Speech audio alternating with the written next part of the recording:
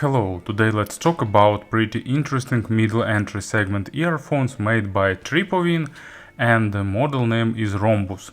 I was pretty excited about these earphones because I reviewed Tripowin some time ago. I don't remember, it was TC01 or 05, something like that. And it was a really great offer for $50 with good build quality and pretty interesting sound. But this time it's not a single dynamic driver model, it's a hybrid that features dynamic driver and nose balanced armature. Price is pretty reasonable, it's about $62-63. I will add links to the Linsole shop in the description. So it makes this model even more interesting to see what success Tripowin could achieve using hybrid schema, what is the build quality, and so on. So I have interesting expectations for this model. Let's see how they fulfill that. Box is pretty simple, just black cardboard with minimalistic polygraphy, so probably they tried to save some cents on the packaging. Inside there is another inner box with side opening. Here you'll get some manual, velvet-like pouch. Honestly, don't like them too much. Two set of tips, black, 3 pair of blacks and 3 pair of white silicons. And earphones themselves with stock cable. Cable is promised to be of good quality. I didn't do any analysis of this cable separately, so for me in this segment good quality means good usability.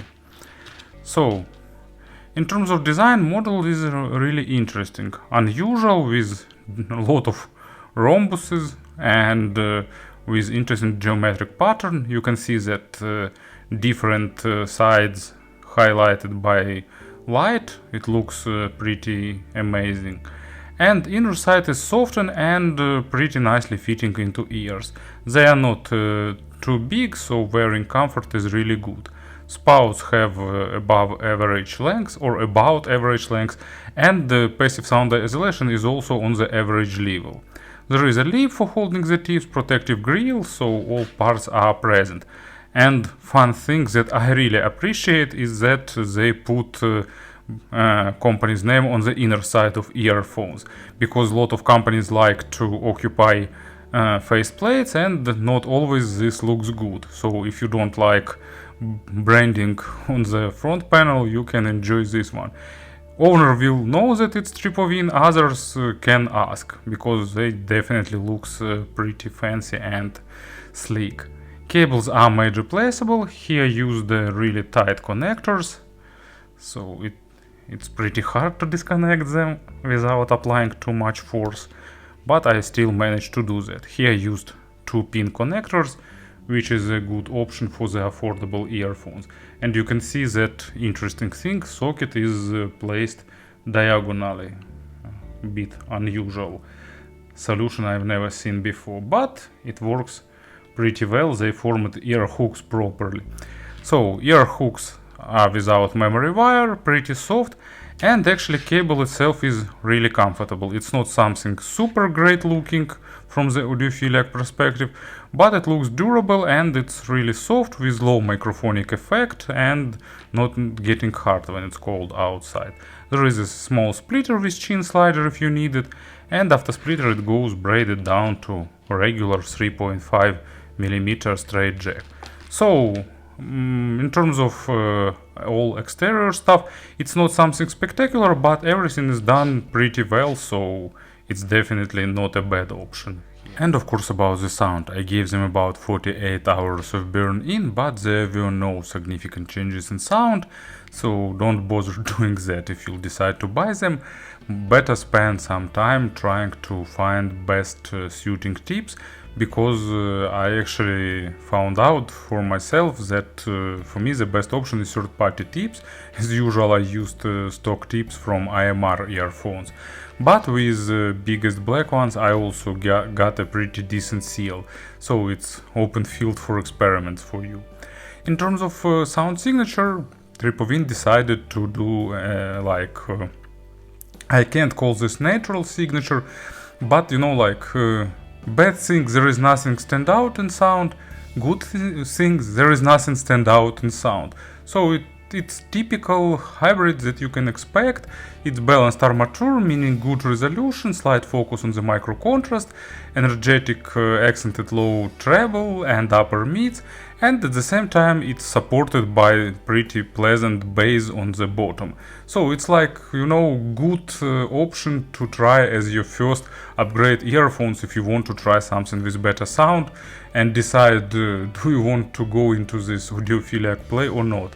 So basically it's just a good sound for this price tier without anything being too harsh or too overdone or something like that. So for someone it can be a bad news, for someone like me it's a pretty good option in terms of tuning. So bass is deep, it has nice depth, it has a pleasant punch and rumble, but at the same time it's not too accented, so definitely not a bass heavy model.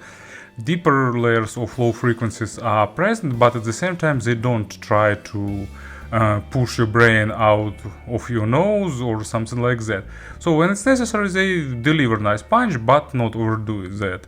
And at the same time they show the nice resolution. Not great of course compared to more expensive models, but nice resolution even with basic overtone saturation, so acoustic instruments or some realistically recorded instruments sound pretty well also.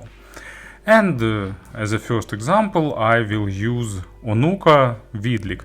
Onuka is a famous Ukrainian folk electronic project done with perfect style, and this album of Vidlik means countdown. It's dedicated to Chernobyl disaster.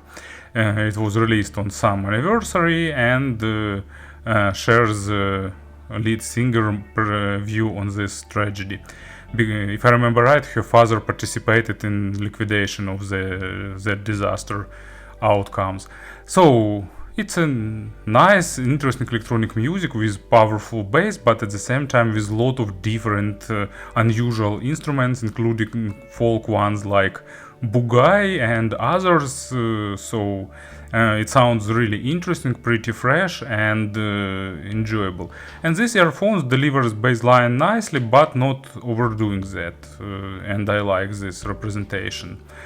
So bass is pretty well controlled and stays in place, but you can notice that small frequency response range where bass dynamic driver and mids and treble armature overlaps.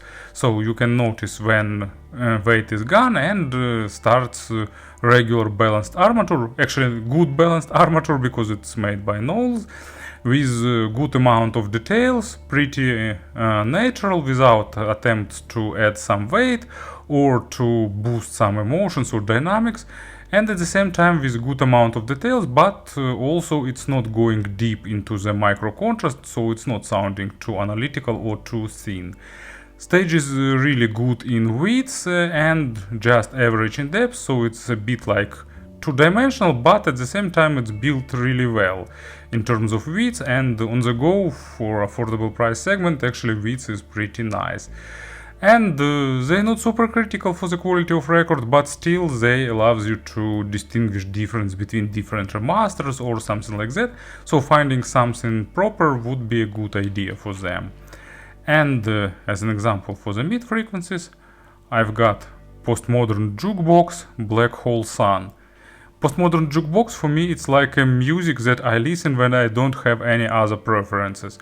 They have tons of albums, and on that albums they're doing covers of famous songs from different genres in like swing style, jazz, like early 20th century, first half of 20th century. They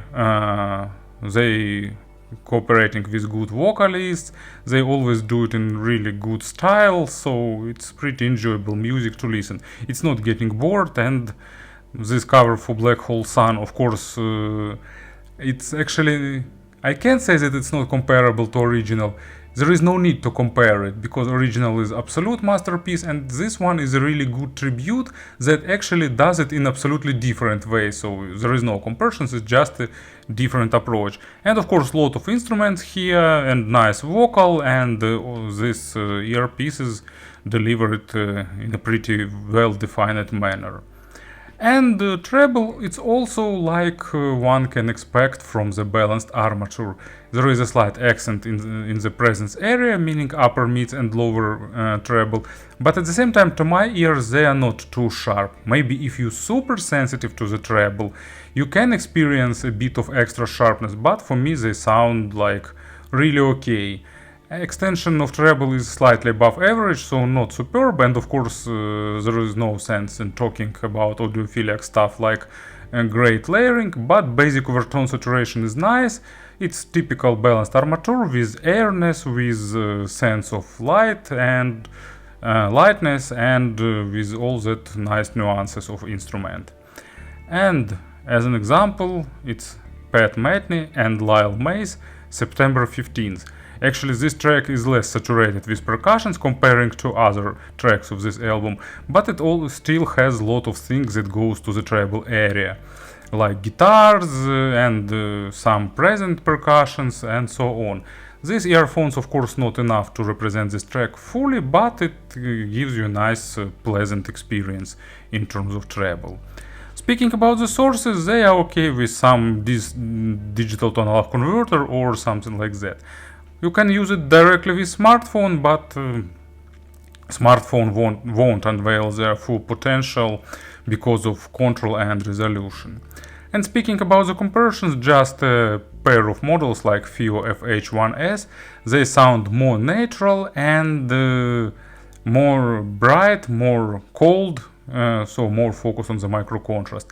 And the TRN ST5 that I reviewed recently, they have a bit bigger and more weightier bass, and at the same time they also have a bit more treble, so they're slightly more V-shaped. Not by much, but still they are a bit more fun. But for me, like, I prefer a bit more natural signature like this model delivers. But it's also a matter of taste. For someone it can be too dull, for example, or that. And there is not much sense in comparing them with single dynamic driver models popular in this price range, like Moondrop Area, for example, because balanced armature here is faster, more focused on the micro contrast, so typical armature. So in short, pretty interesting option to try if you want to get like analytical sound, but not too dull, with present weighty low frequencies, but not overdone. So pretty enjoyable experience, especially for long listening sessions. Thank you for listening, thank you for your attention, and of course have a great day.